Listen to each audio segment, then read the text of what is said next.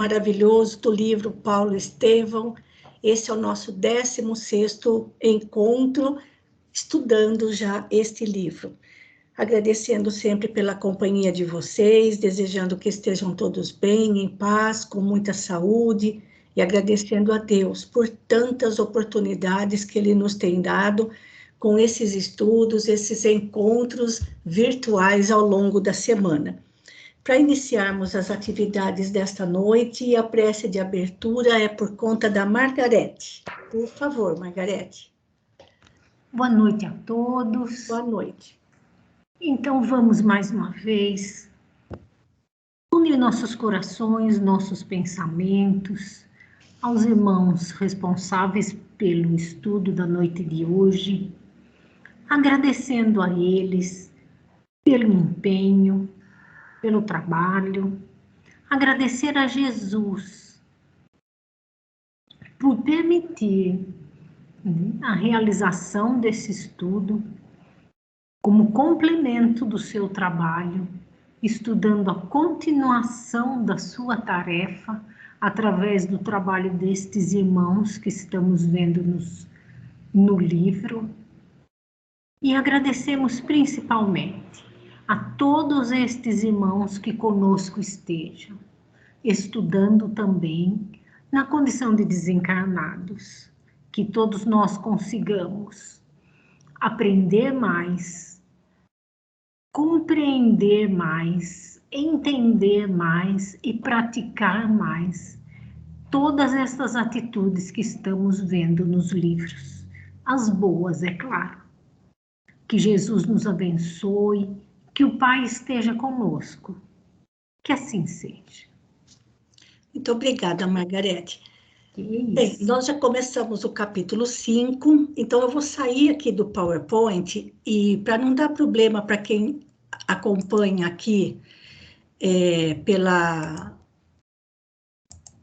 tela, ao invés de acompanhar pelo próprio livro, eu vou sair do PowerPoint, parando de compartilhar, como eu disse, e vou compartilhar, então, o texto, a tela com o texto. Edilce, vê se você consegue desativar sua câmera, fazer um favor. Se você não consegue fazer isso, sai do Skype e entra de novo, tá bom? Para não atrapalhar aqui a exibição do texto, tá bom? Então, vamos lá.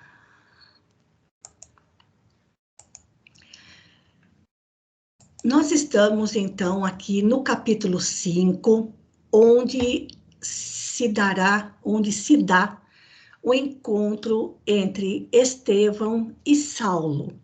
Então, lembrando que Saulo e seu amigo Sadoc foram até a casa do caminho, e claro que eles se destacavam, não somente pela sua aparência, mas pela maneira como estavam trajados, como se vestiam, e imediatamente reconhecidos, causando até uma certa preocupação para Pedro, João e Tiago, por terem ali um representante, um doutor da lei, muito jovem ainda. E antes de nós continuarmos, gente, com que nós já tínhamos começado um pouquinho do discurso de Estevão. Aliás, esse capítulo 5 também vai apresentar algumas falas muito longas, né? Inclusive o próprio discurso de Estevão é um pouquinho extenso. Então, a gente não tem pressa nessa leitura, porque vamos analisando ali parágrafo por parágrafo, para que a gente possa aproveitar o máximo possível tudo que ele está falando e que Emmanuel traz para a gente. Mas antes disso, gente, ao longo da semana, fiquei ali com um comentário que passou batido na semana passada. Já no segundo parágrafo, o Saulo e Sadoc ficaram com a seguinte interrogação: que podiam fazer aqueles homens ignorantes, irmanados a outros já envelhecidos, valetudinários e doentes, contra a lei de Israel? Que podiam significar de perigoso para a lei de Israel aquelas crianças ao abandono, aquelas mulheres semi-mortas, em cujo coração pareciam aniquiladas todas as esperanças. Ou seja, o local onde ele se encontrava, talvez ele nunca, até os seus 30 e poucos anos, vivendo sempre em lugares bem arrumados, luxuosos, entre a sua própria condição social, a própria condição dele como um doutor da lei, não estava habituado a presenciar e a estar em lugares como aqueles da Casa do Caminho, onde era só sofrimento. E aí, esse pedacinho aqui, gente, olha. Saulo experimentava grande mal-estar, defrontando tantos rostos que a lepra havia devastado, que as úlceras malignas haviam desfigurado impiedosamente. Aqui um velhote com chagas purulentas, envolvidas em panos fétidos, além um aleijado mal coberto de molambos, ou seja, trapos, ao lado de órfãos andrajosos que se acomodavam com humildade. Pois bem, gente, depois, né, a gente vê a postura de Saulo, ironicamente, analisando ali aquele ambiente. Hoje, 2000 anos e mais um pouco depois, se alguém perguntasse para nós agora, você está do lado de quem? De Saulo ou de Estevão? Imediatamente, acredito que todos nós responderíamos estar ao lado de Estevão. Mas vamos voltar 2000 anos lá para trás? Caso a gente não tivesse conhecido os ensinamentos de Jesus ainda, e fôssemos apegados à imagem, ao falar bonito, às pessoas que se bem apessoadas, bem trajadas, bem colocadas na vida, e fazendo essa mesma comparação que Saulo teve. O que pessoas naquela situação e aqueles homens tão humildes, tão simples, poderiam trazer de perigo às leis de Israel? Então, certamente nós faríamos a mesma análise que Saulo e o seu amigo e os seus outros da mesma classe farisaica que estavam lá presentes fizeram na época, a gente também faria. E ficaríamos do lado de Saulo, caso não tivéssemos ainda sido tocados pela mensagem de Jesus. Então, a leitura desses discursos de Estevão, o diálogo que vai surgir entre ele e Estevão, não vamos julgar, não vamos criticar, vamos procurar tirar os ensinamentos morais que eles trazem para nós hoje, porque hoje que já conhecemos né? Pelo menos superficialmente, alguma coisa do Evangelho, nós já estamos ao lado de Estevão, antes mesmo dele se transformar em Estevão, Gesiel já havia conquistado o nosso coração. Aí entra a figura de Saulo, extremamente orgulhoso, vaidoso da sua posição como doutor da lei, defensor fanático da Torá, dos ensinamentos de Moisés. Certamente, por essa postura dominante, nós também ficaríamos do lado de Saulo naquele momento. E outra coisa, essas pessoas, esses doentes atendidos na Casa do Caminho,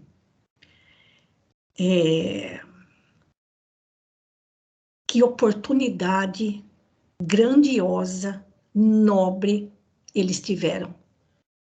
Porque se nós fôssemos um daqueles doentes atendidos lá na Casa do Caminho, certamente não estaríamos aqui hoje, na condição em que ainda nos encontramos. Não sei se me faço entender, porque todos aqueles doentes, apesar de doentes, muito doentes, tiveram uma oportunidade ímpar em suas vidas de estarem ao lado de um Simão Pedro, de um Tiago, de um João Evangelista, de um Estevão, de Filipe e outros apóstolos. tiveram a oportunidade de ouvir diretamente deles falarem de Jesus. Tiveram a oportunidade de serem curados, ou pelo menos ter os seus sofrimentos amenizados, pelo magnetismo estrondoso que Pedro tinha. Ao ponto das pessoas disputarem a sombra dele nas ruas. Então, todos aqueles doentes tiveram uma oportunidade ímpar em sua vida, em suas vidas, e guardaram para a eternidade, para todo sempre, a memória espiritual daquele momento. Se não tiveram totalmente os seus males curados, mas espiritualmente totalmente renovados a Jesus, a causa do Evangelho, e talvez por terem sido curados diretamente pelas mãos de Simão Pedro, passaram a dedicar àquele apóstolo uma fé e um amor sem preço. E assim como a Estevão, assim como a outros apóstolos, tornando-se seguidores, seus defensores em existências seguintes. Então, olha, gente, infelizmente, eu digo por mim, eu não fazia parte daqueles doentes. Porque se eu tivesse tido a honra, mesmo com o corpo coberto de chagas, se eu tivesse tido a honra de estar naquele lugar, na casa do caminho, apenas alguns anos depois da morte de Jesus, e ter recebido, ter ouvido, ter sido cuidado pelas mãos daqueles homens, daqueles apóstolos devotados a Jesus, certamente eu não estaria aqui. E esse pensamento me perseguiu, vamos dizer assim, ao longo da semana. Falando, eu preciso falar isso, porque nós passamos muito batido por esse parágrafo. E quantos doentes passaram pelas mãos dos apóstolos? Quantos tiveram essa oportunidade maravilhosa em suas vidas há 2000 anos? Renovando-se e guardando para sempre em sua memória espiritual aquele momento indescritível na vida de todos eles. Isso me tocou profundamente, porque não importava que a saúde do corpo estivesse aos trancos e barrancos, à beira da morte, mas estar lá na casa do caminho, com aqueles apóstolos, é algo indescritível. Felizes aqueles doentes que lá puderam estar. Felizes aqueles órfãos, aquelas mulheres decaídas, maltratadas, carregando nos braços, filhos doentes. Que bênção para todos aqueles que tiveram essa oportunidade. Era isso que eu queria comentar com vocês antes de retomar o nosso estudo. Alguém quer fazer algum comentário a respeito desse trechinho? Maraísa, no começo da sua fala, né, não vamos julgar, né, Saulo. Sim. Saulo. Quem de nós hoje, por acaso, não passa por mães com crianças no colo, Sim. todas sujas, a gente desvia o olhar, a gente Sim. não quer encarar aquela realidade, a gente não quer, às vezes, que cheguem perto. De vez em quando eu lembro do Jorge, né, que ia beijar Chico com a boca cheia de ferida, né? Sim. Mas quem de nós tem coragem, vamos dizer assim, de beijar um Jorge hoje? Então, como podemos julgar? Só temos que aprender com ele, né? Então, e tem outra coisa também, viu, Lenita? Aqueles apóstolos, aliás, os apóstolos e aqueles que começaram a se dedicar à causa de Jesus na casa do caminho, doavam tudo o que tinham para a Casa do Caminho e passavam a viver lá com eles. Pensa bem, se abrir mão de tudo que você tem e ir viver num lugar para cuidar de doentes. Então, quem de nós faz isso Quem de nós hoje? faria isso? É. Eu me lembro também do professor Tomás Novelino, na cidade de Franca, que tinha um educandário, que ele e a esposa fizeram isso, venderam tudo que eles tinham e assim, revertendo em obras para o educandário, e um quartinho lá do educandário reservaram para eles, foram morar lá junto com os jovens, as crianças que eram acolhidas naquele educandário, assim como o Divaldo também, na Bahia, mora lá na Mansão do Caminho. Tem um apartamentinho lá que ficou para ele lá. E a gente, hein? Então, por isso que eu falo, Lenita, nós estamos longe, nós não tivemos essa oportunidade na nossa vida, porque não tínhamos esse merecimento, Sim. né, que aqueles tiveram de ser acolhidos na Casa do Caminho, né? Mais algum comentário a respeito disso, gente, antes de continuarmos? É muito tocante isso, viu? Então, vamos em frente. A Sônia não tem certeza se ela vai poder participar hoje, que parece que ela está com visitas em casa. Nós paramos aqui no parágrafo que começa, ó Israel. Cadê aqui, ó? Aqui, ó. Então, outra coisa, gente, lembrando que Estevão não conheceu Jesus, mas o seu coração estava inflamado de amor pelo mestre. Então, nesse seu discurso, ele está fazendo assim uma retrospectiva do sofrimento do povo hebreu até a chegada de Jesus e o que fizeram com Jesus. Vamos a outra coisa também que me lembrei.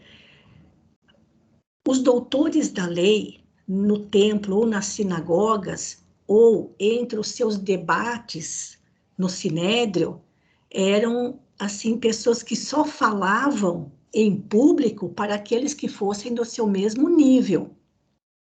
E Saulo estava habituado a esse público ouvinte.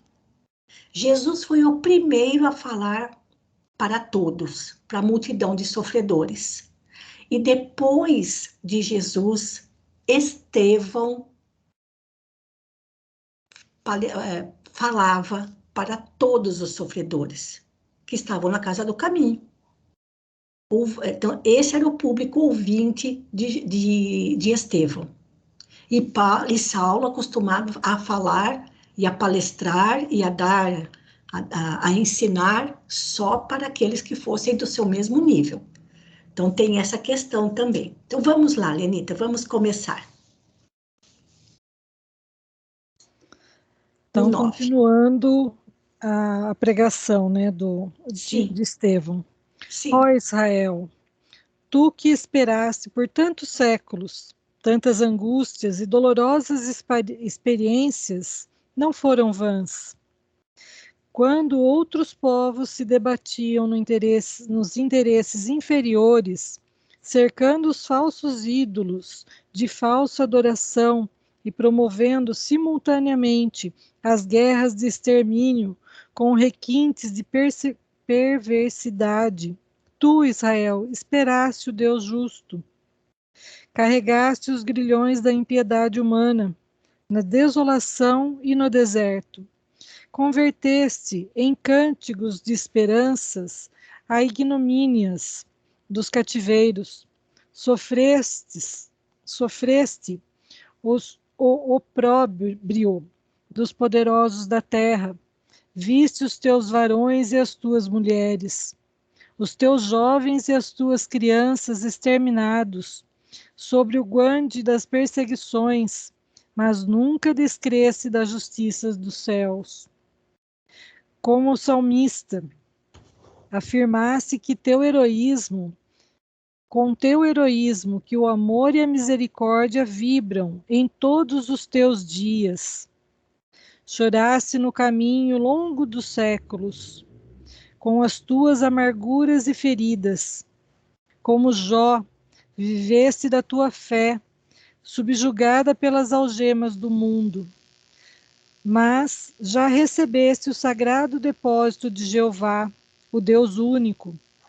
Ó esperanças eternas de Jerusalém, cantai de júbilo, regozijai-vos, embora não tivéssemos sido fiéis inteiramente à compreensão, por conduzir o Cordeiro amado aos braços da cruz.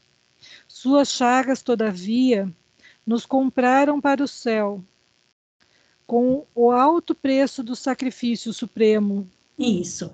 Aqui, na verdade, ele faz como que um resumo, né, Lenita? De tudo que os hebreus sofreram durante os cativeiros, né, no Egito, depois na Babilônia, e naquele momento ainda sofriam o peso do Império Romano, né? E é interessante ele falar, né? Aí, embora não tivéssemos sido inteiramente fiéis à compreensão, quer dizer, sofremos até hoje, né? E reclamamos por isso, e ele nos dá tantas oportunidades, né? Isso. Então vamos. Isaías o contemplou, vergado ao peso das nossas iniquidades, florescendo na aridez dos nossos corações, qual flor do céu num solo adusto. Mas revelou também que, desde a hora da sua extrema renúncia na morte infamante, a sagrada causa divina prosperaria para sempre em suas mãos. Isso. Isaías é o profeta Isaías, né? Nas suas visões, nas suas intuições, nas suas inspirações, disse que o Mestre iria florescer na aridez dos nossos corações. Né? Que o planeta ainda era um deserto de corações afetuosos, né? A maioria ainda trazia o coração muito endurecido. Olha lá, qual flor do céu num solo adusto, ou seja, num solo duro, seco, rochoso, que não produz nada, né? Mas mesmo assim ele veio, né? Mesmo assim Jesus veio à Terra. Continuando, Lenita. Amados, onde andarão aquelas ovelhas que não souberam ou não puderam esperar? Procuremo-las para o Cristo, como dracmas perdidas do seu desvelado amor. Anunciemos a todos os desesperançados as glórias e os júbilos do seu reino de paz e de amor imortal. Isso, aqui é a parábola das dracmas perdidas, e que a gente vai estudar ainda no domingo, mas é a isso que ele está se referindo, né? Vamos procurar aqueles que ainda não conhecem o Evangelho, né? Como sendo o que nos falta para encontrar essa paz tão desejada, né? Então, ao mesmo tempo que Estevão tem uma facilidade assim incrível, ele já tinha uma facilidade enorme de aplicar os ensinamentos dos profetas e da Torá na sua vida. E agora, então, conhecendo as lições de Jesus, ele consegue fazer o ligamento, assim, a conexão entre os ensinamentos dos profetas e da Torá e os ensinamentos de Jesus. É o que ele já começa a falar aqui. Infelizmente, a gente só tem o texto, né, Lenita? A gente não tem o tom da voz, a entonação da voz, Sim. Né? Tem tudo isso também, né? Pode continuar. A lei nos retinha no espírito de nação, sem conseguir apagar de nossa alma o desejo humano da supremacia na terra. Muitos da nossa raça hão esperado um príncipe dominador que penetrasse em triunfo a cidade santa, com os troféus sangrentos de uma batalha de ruína e morte, que nos fizesse empunhar um cetro odioso de força e tirania. Mas o Cristo nos libertou para sempre. Filho de Deus e emissário da sua glória, seu maior mandamento confirma Moisés, quando recomenda o amor a Deus acima de todas as coisas, de todo o coração e entendimento, acrescentando no mais formoso decreto divino que nos amemos uns aos outros, como ele próprio nos amou. Sim. Então, agora ele já começa aqui a falar de Jesus e mostrar que, infelizmente, a nação israelita estava esperando um príncipe dominador, né? Para poder dominar todas os outros povos, mantendo aquele orgulho, aquela vaidade de povo escolhido, né? Uhum. Então, aqui ele está fazendo um verdadeiro retrocesso de tudo que aconteceu com os israelitas. Vamos mais um pouquinho, que já daqui a pouquinho já termina o discurso de Estevão. Pode continuar. Seu reino é o da consciência reta e do coração purificado ao serviço de Deus. Suas portas constituem um maravilhoso caminho da redenção espiritual, abertas de par em par aos filhos de todas as nações. Isso. Seus discípulos amados virão de todos os quadrantes. Fora das suas luzes, haverá sempre tempestade para o viajor vacilante da terra, que, sem o Cristo, cairá vencido nas batalhas infrutuosas e destruidora das melhores energias do coração. Somente o seu Evangelho confere paz e liberdade. É o tesouro do mundo. Em sua glória sublime, os justos encontrarão a coroa de triunfo, os infortunados o consolo, os tristes a fortaleza do bom ânimo, os pecadores a senda redentora dos resgates misericordiosos. Uhum. Acho que tá tranquilo para a gente ir lendo, né? Tá sim. Então vamos lá. É verdade que o não havíamos compreendido, como até hoje muitos ainda não compreendemos tudo ainda, e uns nem começaram, né? É. No grande testemunho, os homens não entenderam sua divina humildade, e os mais afeiçoados o abandonaram. Suas chagas clamaram pela nossa indiferença criminosa. Ninguém poderá eximir-se dessa culpa, visto sermos todos herdeiros das suas dádivas celestiais, onde todos gozam do benefício. Ninguém pode fugir à responsabilidade. Essa a razão por que respondemos pelo crime do Calvário. Mas suas feridas foram a nossa luz, seus martírios, o mais ardente apelo de amor, seu exemplo, o roteiro aberto para o bem sublime e imortal. Vinde, pois, comungar conosco à mesa do banquete divino, não mais as festas do pão putrescível, mas o eterno alimento da alegria e da vida. Não mais o vinho que fermenta, mas o néctar confortante da alma, diluído nos perfumes do amor imortal. O Cristo é a substância da nossa liberdade. Dia virá em que o seu reino abrangerá os filhos do Oriente e do Ocidente, num amplexo de fraternidade e de luz.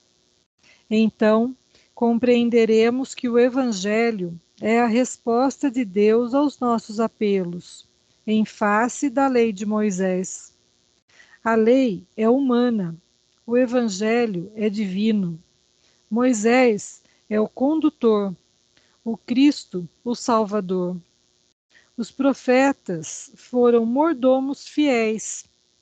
Jesus, porém, é o Senhor da vinha. Com a lei éramos servos. Com o Evangelho somos filhos livres de um Pai amoroso e justo. Isso, termina aí o discurso de Estevão. É monumental o discurso de Estevão, gente. Pode fazer seus comentários, você, Lenita, e quem mais queira comentar. Então, aqui, bom, é muito lindo tudo isso que ele fala, né? Mostra muito a fé dele, né? A crença dele, né? É. E para todos os que estavam na Assembleia, o que eu acho que ele queria mostrar, ou qual era a intenção, né? Mostrar que o novo evangelho, né, o novo estilo de vida que teria que se adequar aos ensinamentos do Cristo, não era muito diferente da lei de Moisés, que eram fundamentalmente a mesma: amar a Deus sobre todas as coisas e amar ao próximo como a ti mesmo. Isso.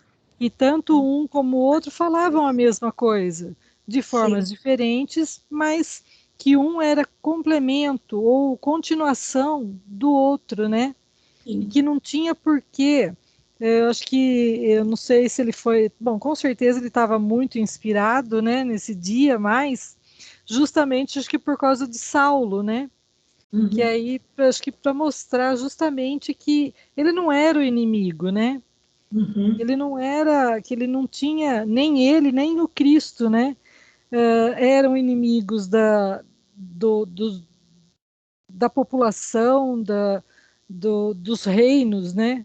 Da terra, que era uma coisa bem diferente, né? Agora fique à vontade. Algum comentário? Alguém quer fazer algum comentário a respeito desse discurso?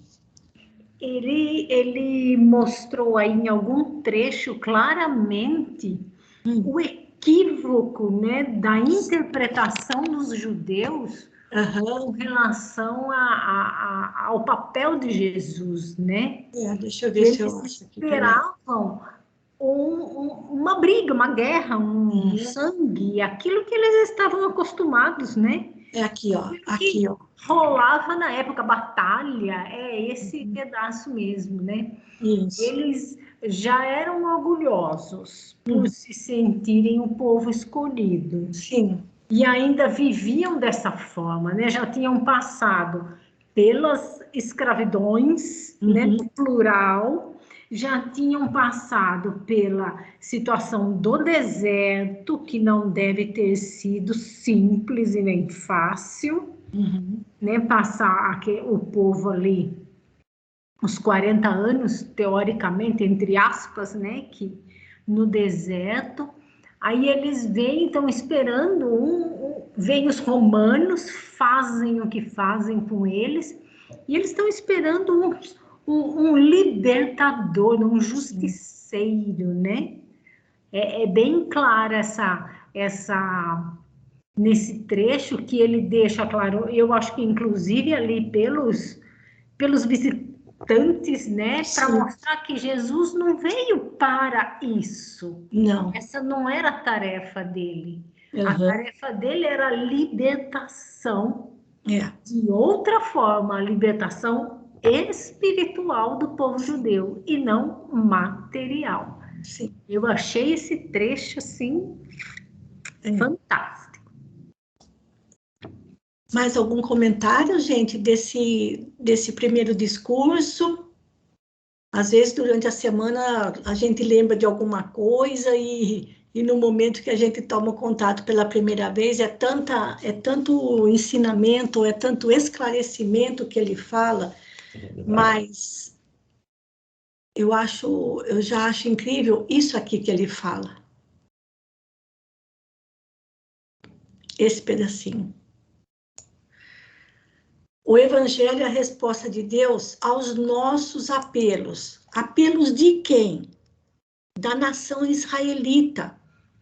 Porque quando Jesus, né, quando na trajetória do povo hebreu, foi prometido para eles, né, uma terra prometida, um paraíso para eles, eles achavam que essa terra prometida era um paraíso aqui na terra, na vida material.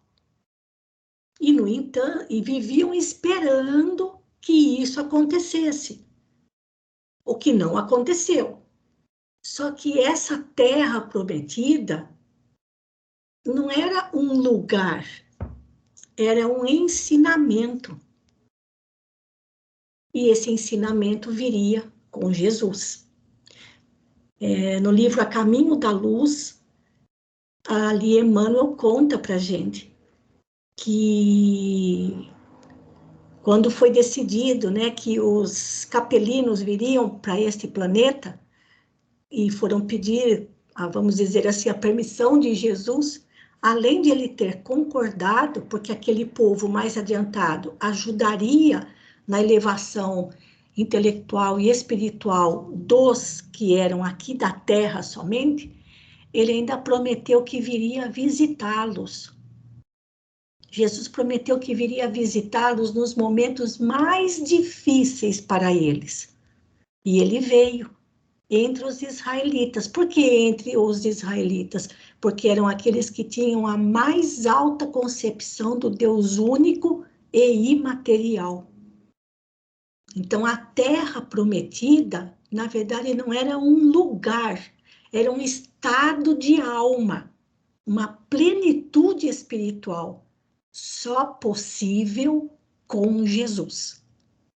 Então, é isso que Estevão está falando. O Evangelho é a resposta de Deus aos apelos daquele povo, e não uma terra prometida onde eles se tornassem a nação soberana e exercessem domínio sobre todas as demais, que era o engano, a ilusão deles, né, gente? Então, realmente, é muito assim, a gente vê pelas palavras de Estevão, o quanto ele, mesmo sem conhecer, o quanto ele amou Jesus prontamente. E por que aconteceu isso? Lembra que ele já era um espírito evangelizado, mesmo sem ter conhecido Jesus. E ele compreendeu os ensinamentos dos profetas, nas promessas, nas profecias de como seria a vida de Jesus. Ele conseguiu fazer essa conexão, e os outros não. Alguém mais quer fazer algum comentário a respeito desse trechinho? Posso dar Claro, claro. Vamos transferir isso para os dias de hoje. Uhum. Essa mensagem aí está no ar vibrando há mais de 2000 anos. Sim. E nós somos esses que estamos com a responsabilidade, transferindo isso para os dias de hoje, para o modernismo, né? Uhum. Olha aqui. É o que ele diz aqui, né, seu Vilmar? Olha, onde todos gozam do benefício, ninguém pode fugir à responsabilidade. É isso aí. Dá mais um pontinho aí só. Não é? Mais para baixo? Para cima. Mais para baixo? Isso. Aí, Branco. Nesse pedacinho aqui do 17, Margarete? Não sei. Não é. É mais para baixo? Eu acho que é. Ele acha que é mais para baixo. Aqui é o último trechinho do discurso, é esse aqui, olha. Sim, um pouquinho mais para baixo. Aí. Mais para cima? Mais para cima. Mais para cima, aqui, sobe um pouco. Aí pode parar aí. Sim. Ele diz, o Cristo é a substância de nossa liberdade. Sim. Dia virá em que o seu reino abrangerá os filhos do Oriente e do Ocidente. Esses somos nós, viu? Sim. Filhos do Oriente e do Ocidente. Pode contar com isso. É o Espiritismo que veio produzir esses filhos que têm a responsabilidade. Sim. Felizmente, só os espíritas sabem disso aqui. É verdade, seu Vilmar. Entendeu, mano? A não ser que algum outro compre esse livro, Paulo Estevam, e veja tudo isso. É. Mas olha a nossa responsabilidade. Exatamente. É isso mesmo. Transferindo isso para os dias de hoje, digamos assim que esse discurso aí do Estevão? Está valendo para nós hoje aqui. Ele está falando conosco. Exato.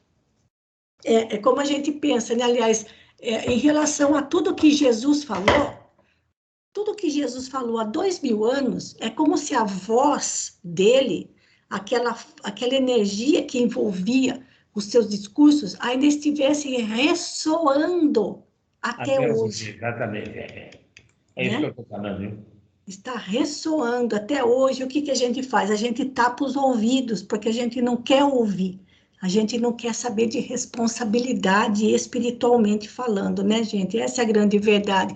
A gente vive sempre fugindo, mas Jesus, como é sempre muito amoroso, está sempre correndo ao nosso encalço, né, para ver se alcança a gente.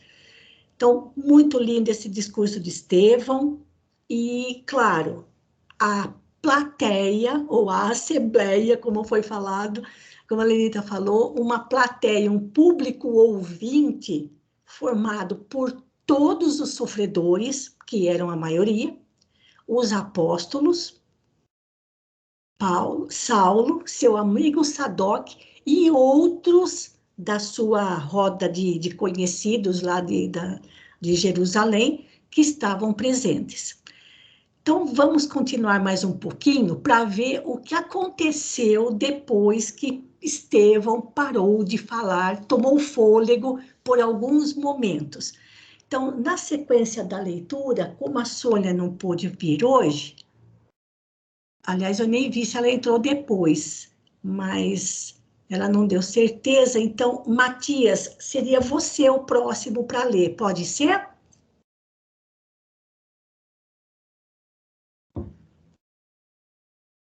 Pode, Luísa. Aqui a partir do 19.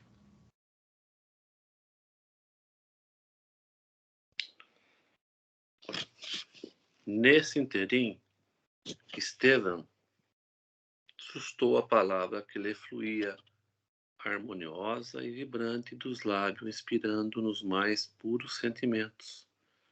Os ouvintes de todos os martírios não conseguiram ocultar o assombro ante os seus conceitos de vigorosas revelações. A multidão embevecerava-se com os princípios expostos. Os mendigos, ali aglomerados, endeceravam ao pregador um sorriso de aprovação bem significativa de jubilosas esperanças. João fixava nele os olhos enternecidos, identificando mais uma vez no seu verbo ardente as mensagens evangélicas interpretadas por um discípulo dileto do Mestre, inesquecível, nunca ausente dos que se reuniam em seu nome. Isso. Então, entre aqueles que conheciam Estevão, o impacto foi imenso, né? Porque imagina a carga energética que tinha naquele ambiente, gente. Né? A alta espiritualidade que existia na casa do caminho. Era impossível não sentir isso e não se deixar contaminar positivamente ou não se deixar levar por aquela onda de energia de amor, de esperança e de autoridade moral que eles tinham. Então, os doentes, eles ficavam, até esqueciam de suas dores e animados, realmente desejosos de seguir aquele Jesus, de seguir os seus ensinamentos e modificar a própria vida na pauta do Evangelho. Era uma espiritualidade altíssima. muito, muito tocante o que aconteceu, assim, a sequência após a fala de Estevão. Vamos ver como Saulo se sentiu. Pode continuar, Matias, mais um pouquinho. Saulo de Tarso, emotivo por temperamento, fundia-se na onda de admiração geral, mas, altamente surpreendido, verificou a diferença entre a lei e o evangelho anunciado por aqueles homens estranhos que a sua mentalidade não podia compreender. Analisou de relance o perigo que os novos ensinos acarretavam para o judaísmo dominante. Revoltava-se com a prédica ouvida, nada obstante a sua ressonância de misteriosa beleza. Ao seu raciocínio, impunha-se eliminar a confusão que se emboçava a propósito de Moisés. A lei era a única. Aquele Cristo que culminou na derrota entre dois ladrões surgia aos seus olhos como um mistificador e digno de qualquer consideração. A vitória de Estevão na consciência popular, qual a verificava naquele instante, causava-lhe indignação. Aqueles galileus poderiam ser piedosos, mas não deixavam de ser criminosos pela subversão dos princípios invioláveis da raça. Isso. Pode fazer seus comentários, Matias, e quem mais queira falar alguma coisa, podem comentar, mas aqui a gente vê a resistência de Saulo, né? Sim. Para não... Mostrava a diferença entre a lei e o evangelho, né? A lei era uma coisa, né? O evangelho é anunciado pelo aquele que veio, né? Que é o Cristo, né? E eles relutavam sobre essa situação, né? Sim. Acarretavam pelo judaísmo dominante, que eram vindo da questão de Moisés na época, até, não sei se eu estou correto ou não, né? E eles tinham a questão de relutar com relação à contraposição da lei e do evangelho, como é hoje, né, Maruísa? A lei do homem é uma coisa, mas as leis morais, elas são eternas, elas não mudam, né? Elas são imutáveis, né? E aquilo que nós precisamos crer, que o Cristo, né, ele veio nos mostrar como podemos exercer a questão da lei moral, né? Aquilo até ele fala no final, né? A vitória de Estevão na consciência popular, qual a verificava naquele instante, causava indignação. Sim. Então, é interessante, né? Eles poderiam ser até piedosos, mas não deixavam de ser criminosos, né? Na concepção dele, era assim que ele via, né? Um perigo para o judaísmo, porque Saulo, até então, ele era, assim, um defensor,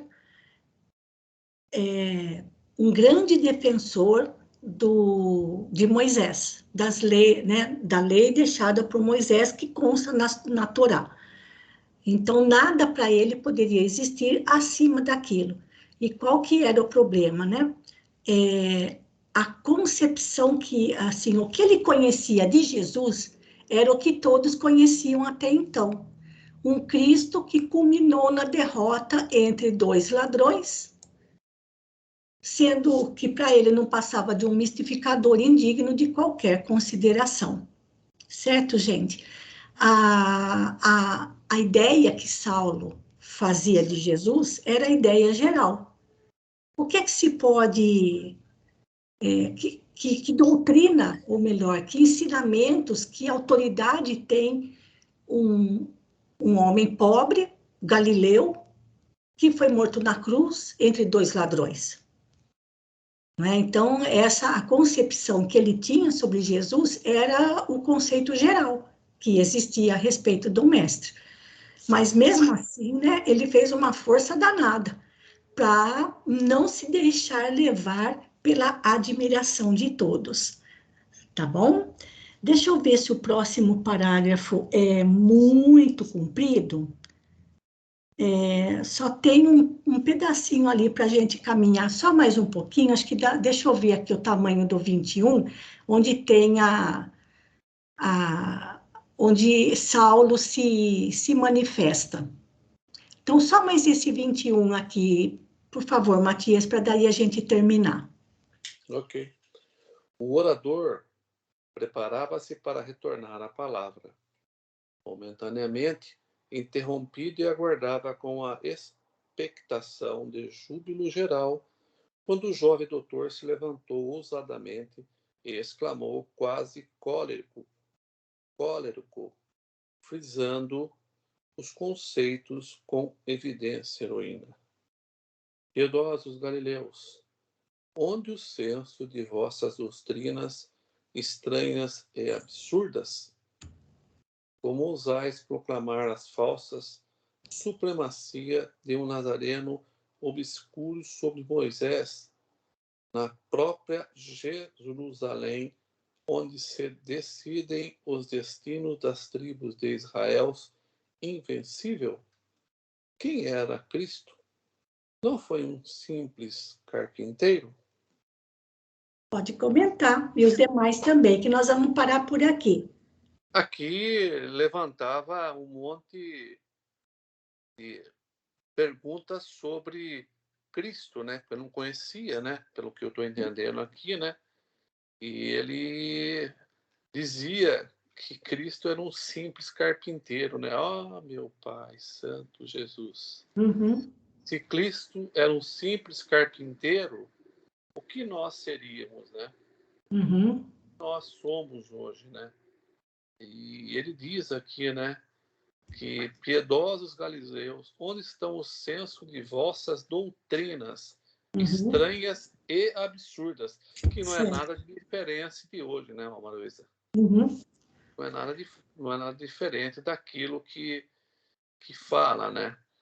E ele comenta que a própria Jerusalém, onde se decide os destinos das tribos de Israel, era invencível, jamais, né?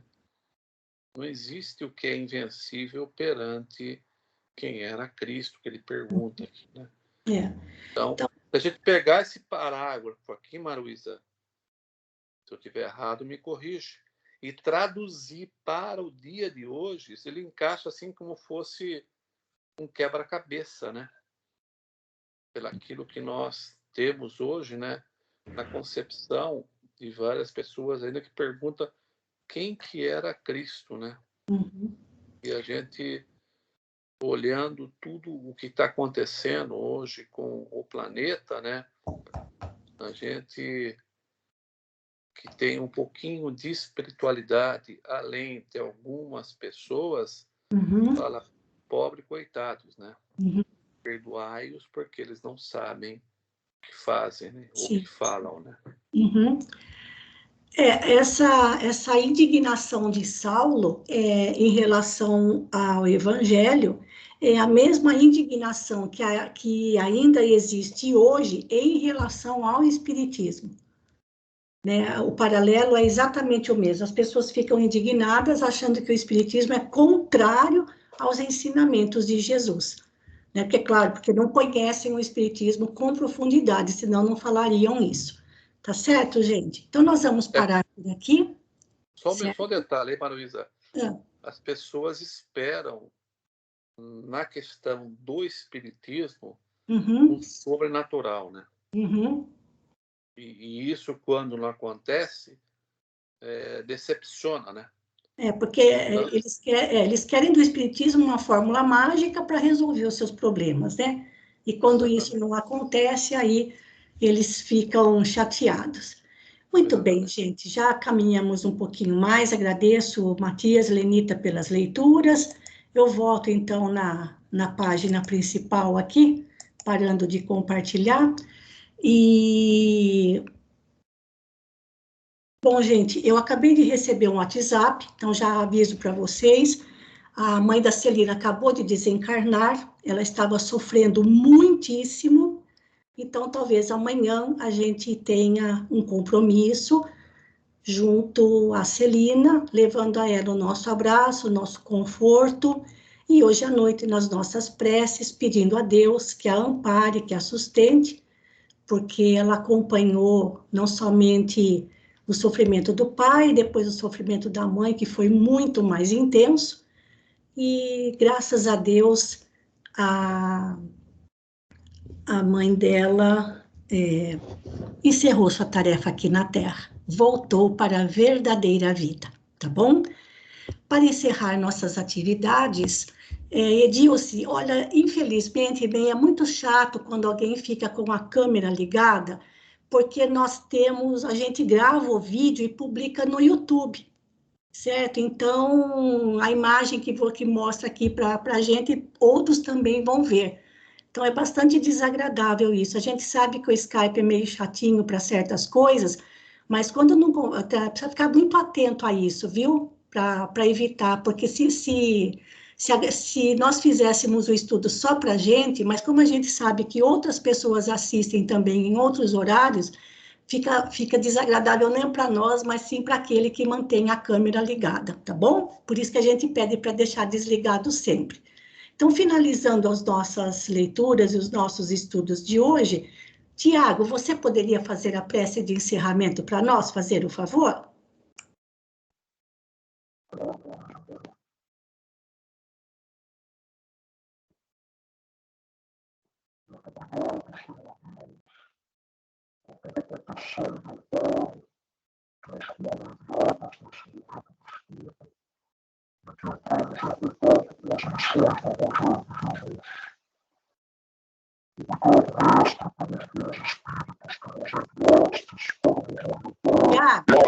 Tiago, seu áudio está bem ruim, nós não estamos entendendo nada do que você está falando.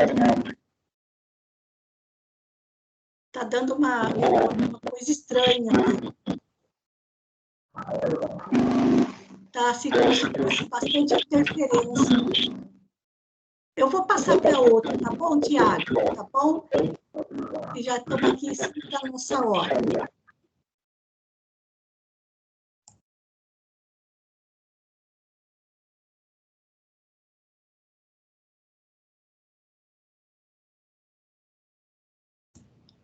Margarete, peço para você fazer a prece para nós, hein?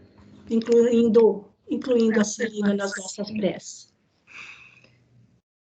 Vamos, meus irmãos, mais uma vez, e aproveitando que estamos todos juntos, agradecer pelo estudo de hoje, pelo aprendizado, por entendermos a nossa condição anterior e fortalecer-nos para lutarmos cada vez mais pela nossa melhoria. Mas nesse momento em que juntos estamos, roguemos ao Pai Maior, ao bondoso Mestre Jesus, aos irmãos que tomam conta dos trabalhos da casa e têm uma ligação afetiva conosco, envolvam a nossa querida irmã Celina, nossa querida amiga Celina, não confundamos com a irmã Celina, né? Nossa amiga Celina, nas bênçãos, na paz, no conforto, na calma, na serenidade. Que este momento para ela, difícil, sabemos do carinho, do amor, da dedicação que ela teve para com aquela irmã, a sua mãe, Dona Cidinha, o amor infinito, o carinho diário e constante que a Celina dedicou àquela irmã. Que o Mestre Jesus e os bons amigos a tranquilizem, a acalmem e a encorajem a perceber que a nossa irmã Celina, a Cidinha, cumpriu a sua tarefa. Quitou mais uma dívidazinha na sua contabilidade divina. E que ela seja amparada, acolhida, recebida pelos irmãos, pelos familiares que já partiram e estiverem em condição de auxiliar nesse desencarne. Temos a certeza disso, mas que a nossa vibração amorosa atinja a família no geral, a todos, a Celina em especial e a Dona Cidinha. Que ela esteja envolvida em amor, em paz, em bênçãos e em descanso. Que o seu espírito consiga uma excelente adaptação ao mundo espiritual. Primeiramente no descanso. Fica conosco, Pai. Envolvei aquele núcleo familiar no seu amor e na sua proteção. Muito obrigada, Pai. Que assim seja. Obrigada, Margarete. Obrigada mais uma vez, agradecendo pela companhia de todos. Tenhamos uma boa noite, um bom descanso e até sexta-feira, se Deus quiser. Muito obrigada.